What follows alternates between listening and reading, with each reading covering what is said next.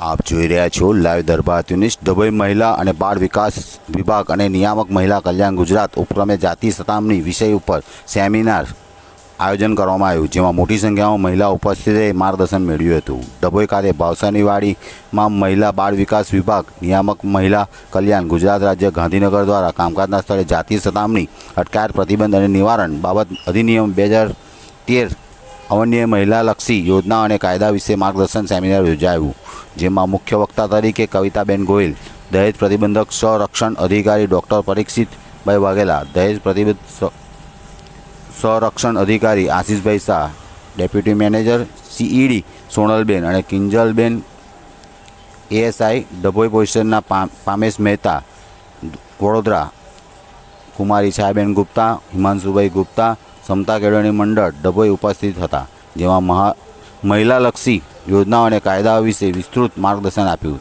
તેમજ જે મહિલાઓ સીવણ બ્યુટી પાર્લર તાલીમ મેળવેલ તે મહિલાઓને સર્ટિફિકેટ વિતરણ કરવામાં આવેલું। આ કાર્યક્રમમાં મોટી સંખ્યામાં મહિલાઓ ઉપસ્થિત રહ્યા હતા।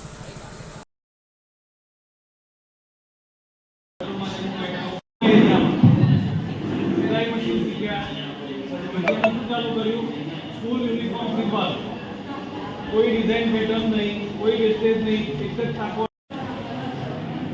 महिला बाल अधिकारी कचेरी वडोदरा द्वारा आज कामकाजना स्थळे जातीय सतामणी अधिनियम अंतर्गत सेमिनारનું આયોજન કરવામાં આવેલું હતું, જેમાં મોટી સંખ્યામાં બહેનોએ ભાગ લીધો હતો।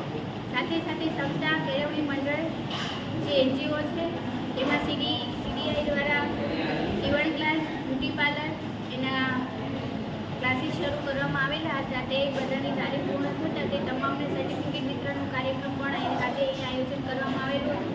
સાથે સાથે મહિલા બાળ વિકાસ વિભાગની જે કંઈ યોજનાઓ છે, જે સેન્ટરો છે તેની પણ માહિતી આજે તમામ બહેનોને આપવામાં